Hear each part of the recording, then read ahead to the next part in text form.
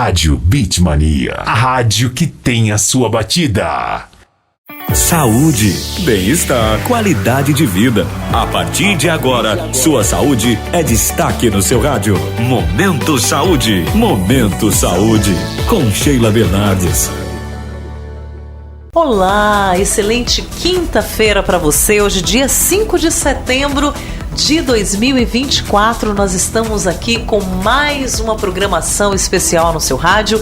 É o programa Momento Saúde, comigo, Sheila Bernardes. A produção é de Aguinaldo Silva. Nosso convidado já está aqui, Dr. Fábio Cano, médico, urologista e cirurgião, para a gente ter mais uma oportunidade de conversar com você sobre saúde e qualidade de vida. E você que quer conversar com a gente, estão liberados os nossos canais. 7736284210 é o WhatsApp. Mande sua mensagem escrita ou por áudio, que nós estamos atentos. 7736284210. Dr. Fábio Cano, é sempre uma satisfação poder recebê-lo para a gente falar de saúde para as pessoas. Seja bem-vindo. Olá, Sheila, muito obrigado mais uma vez pelo convite. Satisfação enorme, né? Sempre estar aqui, né? Trazendo muita informação, né? Informações a respeito de saúde e qualidade de vida. Outro dia a gente conversando sobre um dos temas que tratamos aqui durante o programa, e aí a gente falando com um grupo de mulheres, dizendo para elas, olha, teve uma entrevista com um urologista onde ele falou sobre infecção urinária de repetição e para mulheres, né? E aí alguém disse assim, mas o urologista atende mulheres também? Então acho que é uma informação que precisa chegar mais vezes, né? O médico urologista não é só o médico do homem, atende mulheres, crianças, todo um público, né, doutor Fábio? Sim, a urologia é uma especialidade assim bem diversificada, né? Nós atendemos desde crianças, tá? Meninos, meninas, mulheres, homens, idosos, né? E que tenham problemas, né, relacionados ao aparelho gênito-urinário. Então toda a parte, né, dos rins, bexiga, ureter, né, agora nos homens especificamente a próstata, o órgão genital masculino, né? Então é um público bem diversificado, né, com as diversas patologias que a gente acaba envolvendo essas pessoas. Muito importante a gente levar essa informação. Nosso tema de hoje é a doença diverticular dos cólons. Você que está acompanhando aí o programa, já ouviu falar na doença diverticular dos cólons? É isso, esse é o nosso assunto hoje com o Dr. Fábio Cano. Mas afinal, o que significa doença diverticular do cólon, Dr. Fábio? Então, Sheila, esse tema eu estou fugindo um pouquinho da minha especialidade, que é a urologia, né? Mas envolve, né, uma medicina geral, a gastroenterologia, a cirurgia geral, que é uma das minhas especialidades também.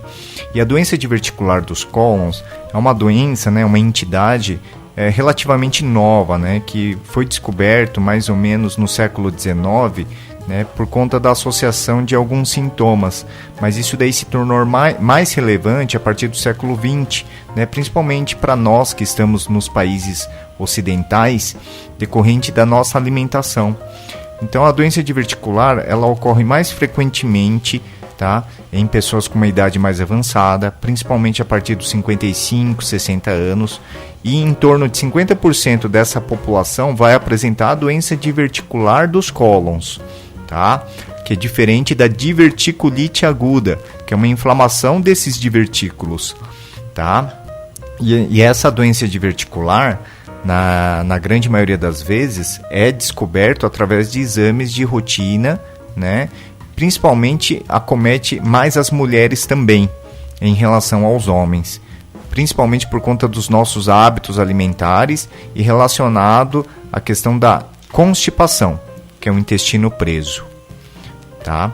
Então, nesses casos, né, normalmente é feito um diagnóstico através de uma tomografia, né, do abdômen total com contraste, ou eventualmente uma colonoscopia, que a pessoa vai realizar, né, o exame, né, por um exame de rastreamento de doenças intestinais e que porventura, né, o colega médico ele vai laudar o exame como doença diverticular. É muito falado pelas pessoas a famosa crise de diverticulite. O que acontece nessa crise de diverticulite? Então, na diverticulite, ocorre a inflamação, né, desse divertículo, o que acontece, né? É formada uma saculação, né? E, eventualmente, essa área que acomete mais acaba sendo o intestino do lado esquerdo. Então, tem o intestino, né, o cólon ascendente, que fica do lado direito, o cólon médio, né, que é o transverso, e o cólon descendente, que começa a ficar aqui do lado esquerdo, e o sigmoide. O sigmoide é uma alteração, né, uma parte do intestino que vai ter mais frequência para cometer a doença diverticular e a diverticulite. E a pessoa vai apresentar uma dor abdominal, eventualmente até intensa, associada a náuseas, vômitos, febre, calafrios, alteração do hábito intestinal, então com dificuldade para evacuação. E isso daí vai ocorrer porque um fecalito, né, que é um pedacinho de cocô, vai cair dentro dessa saculação e causar uma inflamação. Olha só. Tá? Isso daí ocorre pelo hábito intestinal da pessoa. A pessoa tem intestino preso, né, como eu mencionei, principalmente as mulheres, né, vai ter intestino preso, né, vai ter uma baixa ingesta de fibras, legumes, né, que vai ajudar na formação do bolo fecal. Eventualmente a pessoa vai ingerir pouco líquido, o que vai interferir também na formação das fezes, né? E isso daí leva, muito frequentemente, a pessoa a procurar um pronto-socorro, uma unidade de pronto atendimento para uma avaliação, tá? As pessoas falam muito, às vezes, olha, minha barriga tá alta, tô com gases presos, seria sintoma também da diverticulite? A gente precisa ficar atento a esses sintomas como inchaço, gases. O que dá para a gente orientar nesse sentido, doutor Fábio? Com certeza, né? Esse aumento do volume abdominal, né? Quando às vezes o abdômen fica até muito endurecido, né? Que em termos médicos a gente chama de abdômen em tábua, né? Pode ser às vezes um sinal indireto até de uma distensão abdominal, uma obstrução intestinal ou até uma perfuração, né, intestinal, né, que em termos médicos a gente chama de pneumoperitônio, né. A diverticulite, que é a inflamação, ela pode acometer em torno de 10 a 20% das pessoas que têm a doença diverticular, e dessa porcentagem, em torno de 80%, né, o tratamento da diverticulite é um tratamento clínico, à base de medicamentos, antibióticos, né, e o acompanhamento médico. Porém, em torno de 10 a 20% dessas pessoas que têm a diverticulite aguda, ela pode se tornar grave, a ponto de precisar de uma cirurgia de urgência ou emergência, né, por conta de uma peritonite que vai acometer, né, que é uma infecção, né, decorrente eventualmente uma perfuração localizada, ou uma peritonite fecal generalizada. O que é isso? A peritonite fecal é quando ocorre a perfuração dessa diverticulite, né, desse divertículo, né, e acaba caindo fezes dentro de toda a cavidade abdominal, levando a um quadro de uma infecção bem grave, né? Então é necessário uma avaliação imediata. Tá certo, muito importante. Agora, como é que a pessoa vai saber que essas fezes caíram, que ocorreu esse processo de infecção? Como é feito o diagnóstico da diverticulite? Essa é uma pergunta muito interessante, muito pertinente, Sheila, porque inicialmente, né, como eu acabei mencionando, a pessoa vai procurar um pronto atendimento quando sentir que algo não está normal em relação à dor abdominal, febre, náuseas, vômitos, né? O médico inicialmente vai fazer uma consulta, examinar o paciente, né, e vai solicitar exames laboratoriais, exames de urina, né, um raio-x do abdômen. Só que o exame primordial nesses casos acaba sendo uma tomografia de abdômen total com contraste, né? Na doença de fase aguda é contraindicado a realização de uma colonoscopia, tá? Isso é um dado muito importante, porque às vezes a pessoa está com uma dor abdominal e acha que realizando a colonoscopia, que é um exame endoscópico por baixo, vai resolver o problema. E não é bem assim, né? A colonoscopia, né, se realizado na doença em fase aguda, ela é prejudicial, porque como é insuflado ar para o médico conseguir passar o aparelho e identificar, né? Se tiver uma área inflamada ou bloqueada, ela pode agravar mais o quadro, né? Então não deve ser feito de forma alguma, né? O diagnóstico é anamnese, consulta médica, exame físico, exames laboratoriais e a tomografia do abdômen total. Mas um passo deve ser de cada vez, né? Não chegar logo num pronto-socorro achando que vai fazer já a tomografia, tá? Isso daí vai depender de uma avaliação clínica inicial. Tá certo. E tendo fechado o diagnóstico da doença diverticular dos cólons, qual é o tratamento? Qual é o procedimento? O que não pode, por exemplo, comer uma pessoa que está diagnosticada com a doença diverticular? A gente volta daqui a pouquinho, doutor Fábio, falando mais sobre isso. É já já.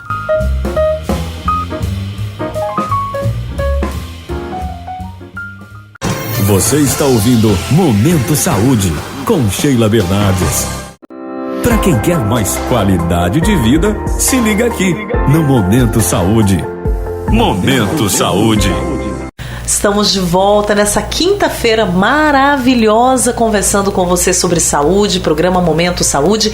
E eu quero aproveitar e mandar um abraço para o pessoal em Feira da Mata, na Bahia, pessoal em Garrafão do Norte, no Pará, Urbano Santos, no Maranhão, Xambioá, no Tocantins, São Bento do Sul, em Santa Catarina, Barras, no Piauí, Cumari, em Goiás, Mãe do Rio, no Pará, Castro Alves, Iambupe, Oliveira dos Brejinhos, distrito de Juazeirinho, na Bahia, Tucano, na Bahia, Brumado, Malhada, Planalto, Cotegipe, Serra do Ramalho. Um grande abraço a todos vocês, obrigada pelo carinho da audiência, e todos de Luiz Eduardo Magalhães, onde estamos com o nosso estúdio principal, trazendo para você o programa Momento Saúde. Dr. Fábio Cano é quem está com a gente aqui, conversando, falando tudo sobre a diverticulite, a doença, né, diverticular dos cólons. Dr. Fábio explicou no primeiro bloco para a gente todas as questões sobre a doença diverticular dos cólons. Agora a gente quer ouvir sobre o tratamento. Então, quando há um diagnóstico dessa doença, qual é o tratamento? Me parece que na parte alimentar tem algumas restrições também. Sim, Sheila, é uma pergunta muito pertinente, né? E muito bem importante os nossos ouvintes prestarem atenção, né? Porque o cuidado, né, da prevenção é muito importante, tá? Então, a partir do momento que uma pessoa é diagnosticada com a doença diverticular, é importante a pessoa ter bons hábitos alimentares. Então, ingerir sempre bastante líquido, né? Pelo menos de 2 a 2,5 litros de água por dia, tá?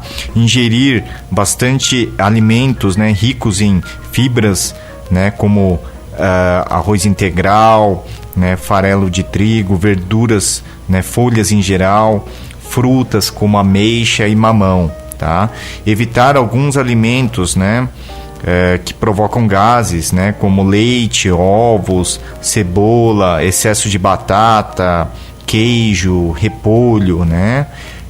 Evitar especiarias, né, como pimenta, pimentão, curry, ingestão excessiva de bebidas alcoólicas, embutidos, né, carne vermelha em excesso, alimentos ultraprocessados, né, aquelas bolachas recheadas, salgadinho de pacote, refrigerante. E é tudo que muita gente gosta de estar consumindo, né? Tem que abrir mão, então.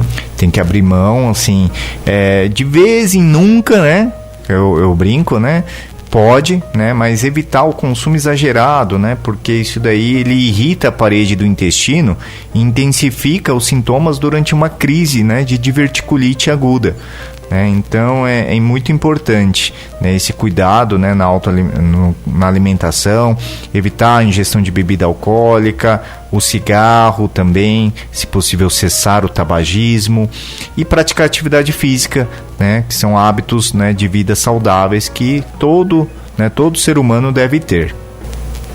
Muito bem, muito importante. Agora, quem tem o diagnóstico da diverticulite necessariamente vai precisar fazer uma cirurgia? Não obrigatoriamente, Sheila.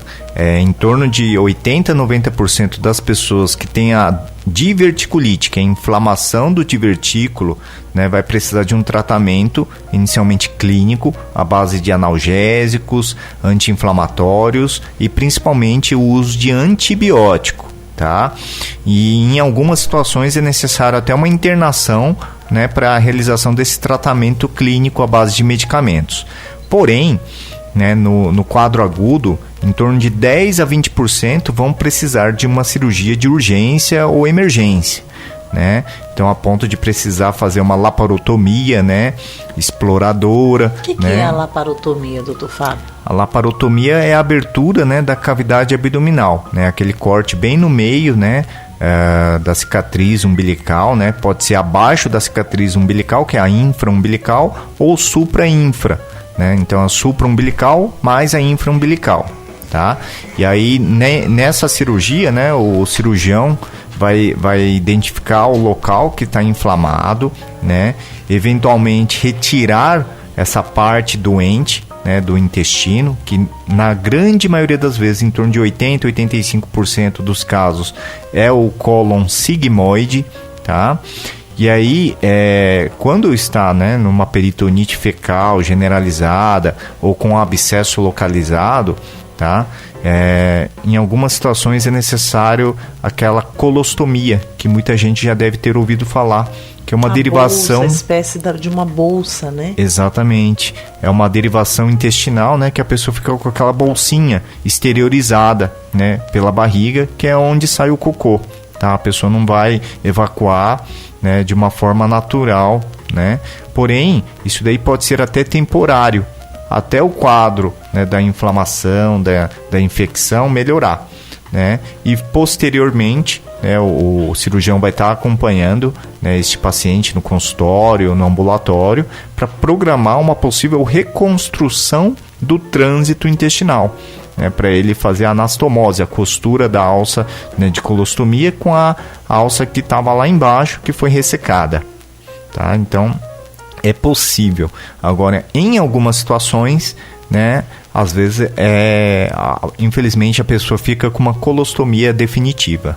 Olha aí. Doutor Fábio, eu não sei se isso procede ou se é um mito, mas os divertículos, eles seriam formados por uma espécie de uma contração da musculatura do intestino. Existem algumas falas de que essa doença teria também causa emocional, de que o estresse aumentaria as contrações e favoreceria a ocorrência dessas inflamações. Isso é um mito ou isso ocorre de fato? Isso pode ocorrer sim, Sheila. A grande questão é que isso daí está mais relacionado com o envelhecimento da população e os hábitos alimentares, tá? Mas isso é um fator que deve ser considerado, porque a saculação da doença diverticular, ela ocorre porque acaba deixando, né, de ter a camada muscular, né, da contração, né, involuntária, né, do intestino, que é uma contração autonômica, né, na parte fisiológica, tá? E isso daí acaba acumulando, né, um pedacinho de fecalito, que é o cocô, tá? Que não vai ter a contração para expulsar esse fecalito, né? E aí, quando ocorre isso daí, acumula-se esse fecalito na saculação da doença diverticular e pode inflamar, né, causando a diverticulite. A diverticulite, ela estoura também? Tem essa possibilidade? Pode sim, Sheila. Existe até uma classificação tomográfica que, em termos médicos, a gente chama de classificação de Rinchey, né? Que pode formar um abscesso, que é uma coleção, né, de pus localizada, tá? Ela pode ficar tamponada quando tem uma possível perfuração, mas o abscesso ele tampona, né, e aí pode ser tratado clinicamente. Mas quando esse tamponamento acaba sendo não total, né, acaba ocorrendo a perfuração, tá? E a infecção ela pode se generalizar para toda a cavidade abdominal, ou dependendo da perfuração, quando ela é muito grande, ocorre uma peritonite fecal, que é quando caem fezes dentro da cavidade abdominal, levando a uma infecção generalizada. Quem tem diverticulite tem dificuldade para ir ao banheiro? Estava vendo a notícia. Tá sempre constipada, vai uma vez por semana e com muita dificuldade? Sim, isso daí é um fato muito relevante, né? Porque eu sempre brinco com os meus pacientes, né, sobre o hábito intestinal, né? Então, assim, se a gente se alimenta todo dia, né, seja o café da manhã, né, o almoço e o jantar, o normal seria que a gente evacue pelo menos 1 ou 2 vezes ao dia, né? Mas se for uma vez é o suficiente. Agora, aquela pessoa que fica muito tempo sem evacuar, 2, 3, 4, 5 dias ou mais, né, ela vai ter um hábito intestinal prejudicado, né, aumentando, né, sendo um fator de risco, né, para desenvolver a doença diverticular. Então o intestino, a gente tem falado muito até aqui no programa, o intestino é um órgão muito importante, né, no corpo humano, e ele tem que funcionar direitinho, senão causa uma série de problemas, né, no funcionamento do organismo. Dizem até que é o segundo cérebro humano, né? Sim, isso daí é uma fala bem verdadeira, né? A gente tem que ter hábito intestinal saudável, né? Porque ele acaba absorvendo todos os nutrientes, né, da nossa alimentação, né, e eliminando, né, o que não serve mais para o nosso organismo. Então é interessante, né, a gente, né, cuidar da nossa saúde intestinal também. Quem tem dificuldade para evacuar já deve ficar então de olho, gente. O Dr. Fábio disse aqui, olha, 1, 2 vezes ao dia, o que é normal, e quem não consegue, tem dificuldade, precisa buscar ajuda médica, mudar a alimentação, né, doutor Fábio? Para que funcione direitinho o intestino, né? Sim, com certeza, né? Procure um médico de sua confiança, né? Eventualmente um especialista, um cirurgião geral, um gastroenterologista, né? Faça teus exames, né, de forma preventiva, né? Eu sempre falo que a prevenção é o melhor remédio. Então, fazendo os exames, fazendo o diagnóstico precoce e um acompanhamento, a pessoa vai ter uma longevidade maior, uma qualidade de vida melhor, né? Eventualmente associar uma equipe multiprofissional, né? Então, assim, às vezes o médico, né, não tem tanto tempo para explicar sobre a alimentação. Então, procure uma nutricionista, né, para fazer uma readaptação do teu cardápio alimentar. Às vezes nós achamos que estamos nos alimentando de uma forma adequada, mas a nutricionista, ela pode trazer informações, né, do que é mais saudável para a pessoa ingerir, né, e cuidar de uma forma melhor. Tá certo. Muito importante tudo que foi dito hoje aqui, todas as informações que chegaram para nós sobre esse tema. Hora de agradecê-lo pela sua presença, doutor Fábio. Muito obrigada e até a sua próxima vinda aqui. Muito obrigado, Sheila, eu que agradeço, né, estar sempre aqui, né, trazendo muita informação, né, para os nossos ouvintes que sempre estão atentos aí aos nossos canais. É verdade, muito obrigada. O Dr. Fábio está no Instagram, @Dr. Fábio Cano, você pode segui-lo. O nosso programa também, @Programa Momento Saúde, e eu, Sheila Bernardes, @Sheila Bernardes. O programa de hoje já está disponível nas plataformas digitais. Você pode escutar e ter todas as informações aí, no Spotify e outras plataformas. Um grande abraço, amanhã a gente fecha a semana junto aqui. No Momento Saúde eu espero você neste mesmo horário. Tchau, tchau.